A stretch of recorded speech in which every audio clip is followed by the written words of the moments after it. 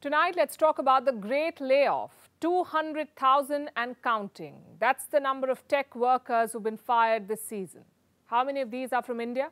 Going by one estimate, anywhere between 60 and 80,000 workers in India lost their jobs, and it's not over yet.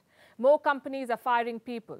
The latest one is Accenture. Accenture is an IT services and consultancy company.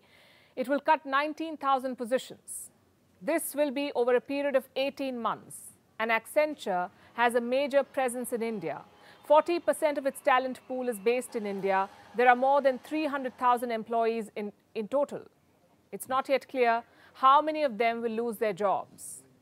They haven't shared the specifics on the impact on their India operations yet. But why did Accenture order the layoffs?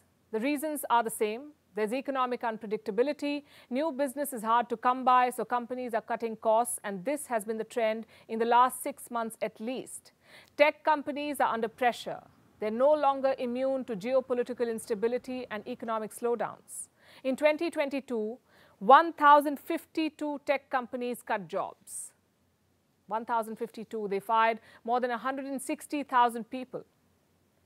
What about this year? So far, 522 tech companies have announced layoffs. More than 150,000 people have been fired. The rate of job cuts has increased, and by the looks of it, it won't slow down anytime soon.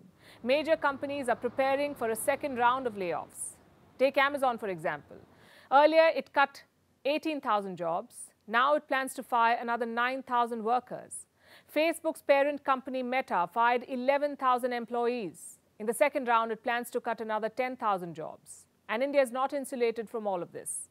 These are global companies with a global workforce. Plus, they have a domino effect on India's tech ecosystem.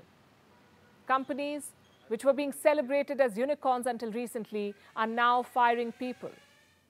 Byju's let go of 4,000 employees. Unacademy fired 1,500 people. Ola, 1,400. And Vedantu, over 1,000. So this is happening across the board, and this is being linked to the pandemic. You see, during lockdowns, our lives moved online. We were working and socializing online. Our dependence on technology shot up. So tech companies hired aggressively to meet that demand. In fact, I have some numbers. Amazon's workforce grew by 106%. Meta, Facebook's parent company, saw hirings increase by 103%. Salesforce, 67%, Alphabet, 64%, Microsoft, 53%. But now the lockdowns are gone. People have gone back to the old normal, and the tech expansion bubble has burst. Demand has fallen. These companies don't need so many workers anymore, so they're downsizing. They did not factor in this scenario, and now they admit it was a mistake. Just look at the statements of tech CEOs as they announced layoffs. They all say the same thing. Meta CEO Mark Zuckerberg said, and I'm quoting, "I got this wrong and I take responsibility for that." Salesforce chief executive Mark Benioff said, and I'm quoting, "We hired too many people and I take responsibility for that." Former Twitter CEO Jack Dorsey said, "I grew the company size too quickly. I apologize for that." He said this after Musk took over Twitter. You see, they're all saying the same thing. But to say you got it wrong when you have millions parked in your bank does not really help the employees who lose their jobs. And more worryingly, we've not seen the worst of it.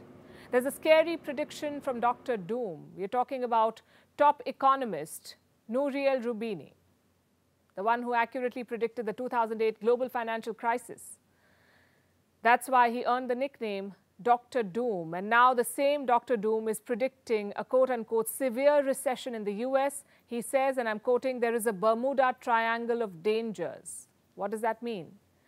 Roubini has identified 3 major risks: high levels of debt, declining values of assets, and falling incomes.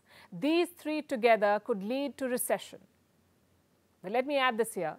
A lot of his predictions in the past have also gone wrong. So this time, a lot of experts agree that there's a perfect storm building up. And if it lands, layoffs will not be limited to the tech space.